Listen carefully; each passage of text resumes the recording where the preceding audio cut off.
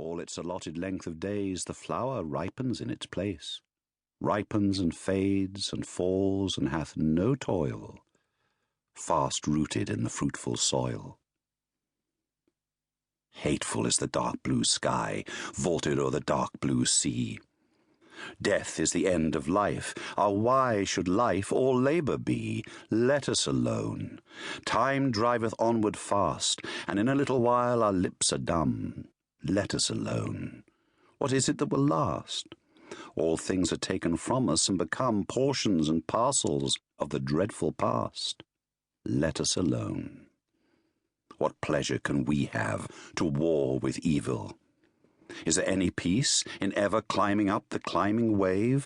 All things have rest, and ripen toward the grave in silence, ripen, fall, and cease. Give us long rest, or death, dark death, or dreamful ease. How sweet it were, hearing the downward stream, with half-shut eyes ever to seem falling asleep in a half-dream.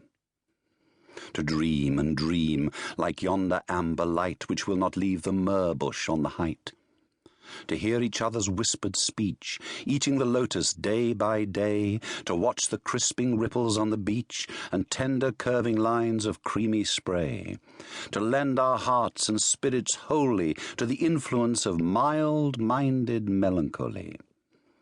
To muse and brood and live again in memory, with those old faces of our infancy heaped over with a mound of grass, 2 handfuls of white dust, shut in an urn of brass.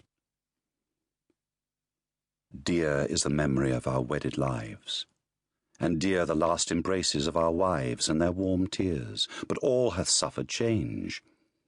For surely now our household hearths are cold, our sons inherit us, our looks are strange, and we should come like ghosts to trouble joy. Or else the island princes, overbold, have ate our substance, and the minstrel sings before them of the 10 years' war in Troy, and our great deeds as half-forgotten things. Is there confusion in the little isle? Let what is broken so remain.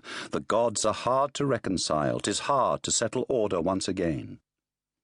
There is confusion worse than death, trouble on trouble, pain on pain, long labour unto aged breath, sore task to hearts worn out by many wars, and eyes grown dim with gazing on the pilot stars. But propped on beds of amaranth and moly, how sweet, while warm airs lull us, blowing lowly, with half-dropped eyelids still, beneath a heaven dark and holy, to watch the long bright river drawing slowly his waters from the purple hill. To hear the dewy echoes calling from cave to cave through the thick-twined vine, to watch the emerald-coloured water falling through many a woven acanthus wreath divine. Only to hear and see the far-off sparkling brine, only to hear was sweet, stretched out beneath the pine. The lotus blooms below the barren peak. The lotus blows by every winding creek. All day the wind breathes low with mellower tone. Through every hollow cave and alley lone, round and round the spicy downs, the yellow lotus dust is blown.